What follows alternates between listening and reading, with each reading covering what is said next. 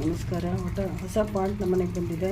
ಇದು ಬಾಳೆಹಣ್ಣು ಸಿಪ್ಪೆ ಇರೋ ನೀರು, ಬಾಳೆಹಣ್ಣು ಸಿಪ್ಪೆಗಳು, ಈ ಕಡ್ಡಿನ ಪೆನ್ಸಿಲ್ ಮೇಲೆ ಮಾಡ್ತೀವಲ್ಲ ಆ ಥರ ಈ ಬ್ಲೇಡಲ್ಲಿ ಶಾರ್ಪ್ ಎಡ್ಜಸ್ಸನ್ನು ಹೀಗೆ ಶಾರ್ಪು ಪೆನ್ಸಿಲ್ ಮೇಲೆ ಮಾಡೋ ಥರ ಮಾಡಿ ತೆಗೆದುಬಿಟ್ಟು ಬುಡದಲ್ಲಿ ಅದನ್ನು ಬಾಳೆಹಣ್ಣು ಸಿಪ್ಪೆ ಹಾಕಿ ಗೊಬ್ಬರ ಹಾಕಿ 4 ಕಡ್ಡಿನೂ ನಾನು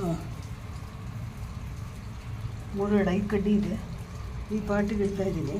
ನಿಮಗೆ ಗಿಡ ಬಂದಮೇಲೆ ತೋರಿಸ್ತೀನಿ. ಒಳ್ಳೆ ಪಿಂಕ್ ಇದು, ತುಂಬ ಚೆನ್ನಾಗಿದೆ ಹೂವು ನಿಮಗೆ ಪಕ್ಕದಲ್ಲಿ ಚಿತ್ರದಲ್ಲಿ ಹಾಕ್ತೀನಿ. 2 ನೀವು ನೋಡಿದ್ರೆ ನಿಜವಾಗ್ಲೂ ಬೆಳೆಸಬೇಕು ಅಂತ ಮನಸ್ಸು ಖಂಡಿತ ಬರುತ್ತೆ.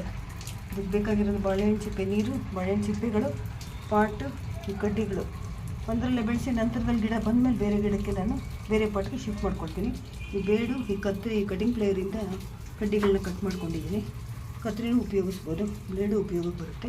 ಇದೆಲ್ಲ ಯಾಕೆ ತೋರಿಸ್ತಾ ಇದ್ದೀನಿ ಅಂತಂದರೆ ನಿಮಗೆ ಇದನ್ನೆಲ್ಲ ಉಪಯೋಗಿಸ್ಕೊಂಡು ನೀವು ಗಿಡ ನೆಡೋದಕ್ಕೆ ಸಹಾಯ ಆಗುತ್ತೆ. ಇದರಲ್ಲಿ ಹೋಲ್ ಮಾಡಿ ನೀರು ಹೋಗೋಕ್ಕೆ ಜಾಗ ಮಾಡಿದ್ಮೇಲೆ ಅದಕ್ಕೊಂದು ಪೀಸ್ ಏನಾದರೂ ಇಟ್ಟಿಗೆ ಅಥವಾ ಕಲ್ಲು ಪೀಸು ಅಥವಾ ಗ್ರಾನೈಟ್ ಪೀಸು ಇದ್ದರೆ ಅದನ್ನು ಇಟ್ಬಿಟ್ಟು ಅದ್ರ ಮೇಲೆ ಮಣ್ಣು ಹಾಕಿ ಬಾಳೆಹಣ್ಣು ಸಿಪ್ಪೆ ಹಾಕಿ ಅದ್ರ ಮೇಲೆ ಗೊಬ್ಬರ ಹಾಕಿ ಮತ್ತೆ ಮಣ್ಣು ಲೇಯರ್ 3 ಲೇಯರ್ ಆಯಿತು. ಒಂದು ಕೆಂಪು ಮಣ್ಣು, ಮಧ್ಯದಲ್ಲಿ ಬಾಳೆಹಣ್ಣು ಸಿಪ್ಪೆ, ಮೇಲ್ಗಡೆ ಮತ್ತೆ ಕೆಂಪು ಮಣ್ಣು, ಮತ್ತು ಸ್ವಲ್ಪ ವರ್ಮಿ ಕಾಂಪೋಸ್ಟು, ಇಷ್ಟನ್ನು ಹಾಕಿ ನಂತರದಲ್ಲಿ ನಾನು ನಿಮಗೆ ಗಿಡನ ಇಡ್ತಾಯಿದ್ದೀನಿ. ಅದಷ್ಟನ್ನು ಇವಾಗ ನಿಮಗೆ ತೋರಿಸ್ತೀನಿ. ಅದರ ನಂತರ ನೀವು ನೋಡಬಹುದು ಗಿಡ ಹೇಗೆ ಬರುತ್ತೆ ಅಂಥೇಳಿ. ಬಂದ ಮೇಲೆ ಇನ್ನೊಂದು 15 ದಿವಸದಲ್ಲಿ ಬಂದುಬಿಡುತ್ತೆ. ನಾನು ನಿಮಗೆ ವೀಡಿಯೋ ಅಪ್ಲೋಡ್ ಮಾಡ್ತೀನಿ. ಈಗ 3-5 ಕಡ್ಡಿ ಒಂದೇ ಪಾಟಲ್ಲಿಟ್ಟು ಗಿಡ ಬಂದಮೇಲೆ ಬೇರೆ ಪಾಟಿಗೆ ಶಿಫ್ಟ್ ಮಾಡ್ಕೊಳ್ತೀನಿ. ಅದಕ್ಕೆ ಸ್ವಲ್ಪ ದೊಡ್ಡ ಪಾಟನ್ನು ಉದ್ದಕ್ಕಿರೋದು ತರಿಸಿದ್ದೀನಿ.